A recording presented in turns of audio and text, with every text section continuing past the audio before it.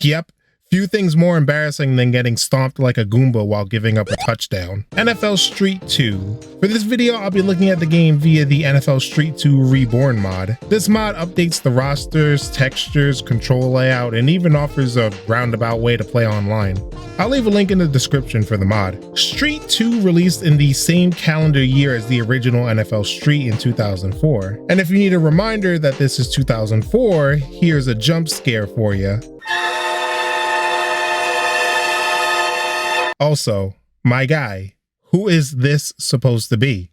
I know that ain't who I think it is. It's one of those sequels that refines the gameplay from the first game. The same basic concept is there, just improved upon. You have the gameplay you come to expect from NFL Street. You earn points to fill up this meter. You earn more points by playing well, but also with style. You have a button modifier that is pretty much just taunting and showboating. Hello, my baby. Hello, my honey. Sorry, Barry Sanders fans, this game isn't for you. This also applies to the defensive side of the ball where you can turn your opponent's brain into Mighty Putty.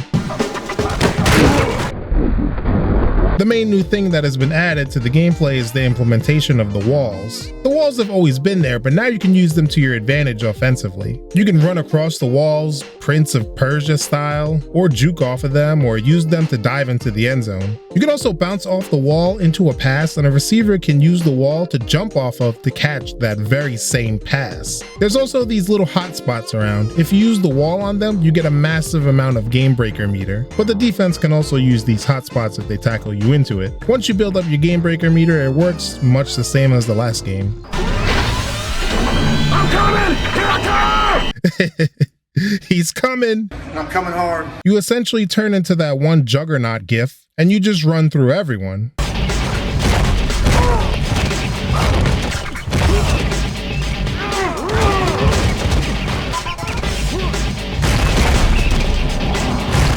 Or on defense, you could just rip the ball from the ball carrier, or just straight up cause a fumble. But there is something different here, and that's Gamebreaker 2. If you want to fill up a second meter, you get to do a Gamebreaker 2, which is essentially just an auto score. Once you activate Gamebreaker 2, it's pretty much just a cutscene, and when it's over, you get open field. Ah, yeah!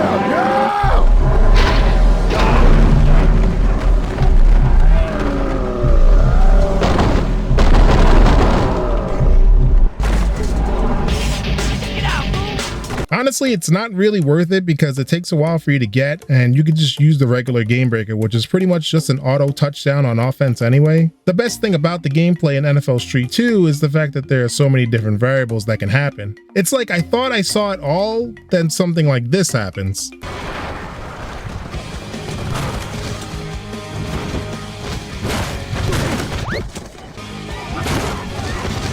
I mean, the stuff that happens sometimes is just absurd, but in a good way. My critique is that the game is very much offensive centric, and even the new wall stuff mostly has the offense in mind. Defense doesn't really get anything besides this thing where you could strip the ball, but A thing that carries over from the first Street is trying to make user catches. User catches can be difficult purely because the game decides to give you the worst possible catching animation. Sometimes I can leap 15 feet in the air to catch a pass, and other times I have like a WNBA type of vertical. I barely leave the ground. Also, you just get bad catch animations in general. It's not as bad as the first game, I'll be clear, but it is annoying that I can't get catches that I should. Overall, NFL Street 2 is a pretty damn fun game of football, and probably the best arcade football gameplay out there to this very day.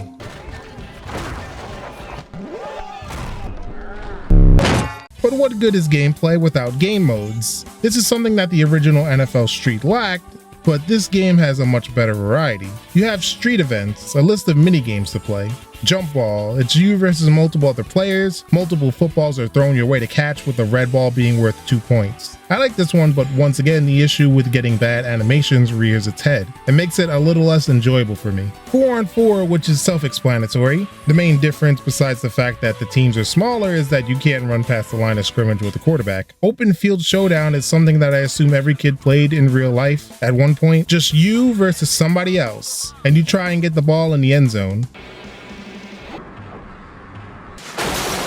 I personally like the 2v2 variant of this. 2-minute challenge is score as many touchdowns as you can within 2 minutes. Crush the carrier, you have to hold on to the ball to earn points while everyone else chases you. If you are tackled, you fumble and then it turns into a damn mosh pit to get the ball back. Quick strike. You both start out tied, and when the tie is broken, the game is over. These minigames aren't going to light the world on fire or anything, but their implementation is pretty cool and it's just something else for you to do, especially with friends. Of course, the favorite game mode of mine returns, and it's the pickup game. You build up a team on the spot. You and your opponent assemble a team with random players in a pool. True backyard stuff, and quite honestly, the standout mode in this series. NFL Challenge returns from the last game, and it's the same basic thing.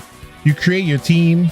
I choose this pirate team because I think it looks cool. And you have to build up your team by completing these objectives in a game. Some objectives are super easy and some have some more depth to them, and I will not even attempt to touch some of these. Win a game to 24 with only 1 first down and on legendary difficulty.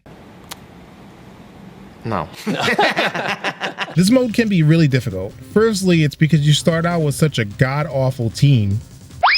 Come on, throw a deep ball. And secondly, the AI in this game just gets super duper unbelievable plays. Like, some of this shit is completely egregious.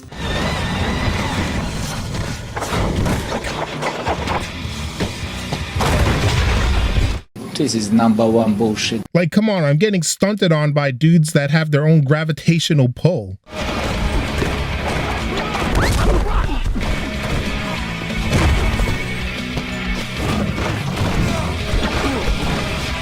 When you start to see results and your team starts to get better, it really is a difference maker. And of course, every player on the team is customizable. NFL Challenge is still pretty fun, but this isn't the main game mode that was added. Own the City. Now, this is pretty much a career mode where you have to...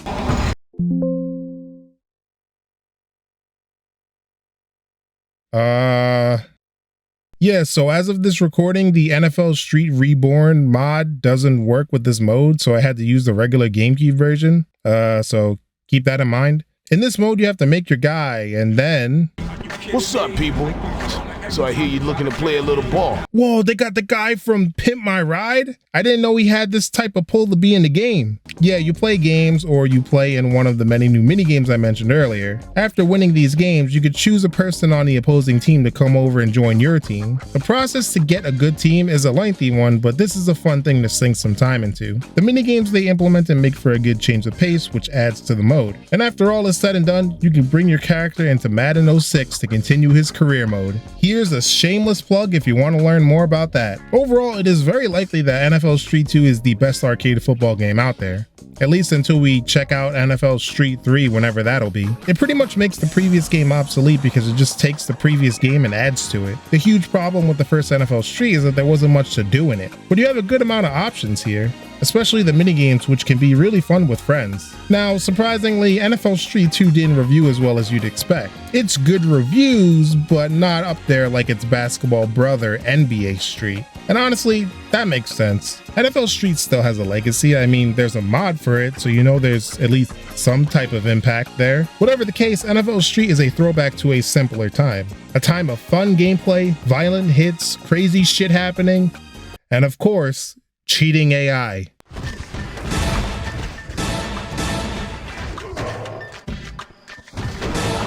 Come on, man, I can't have shit!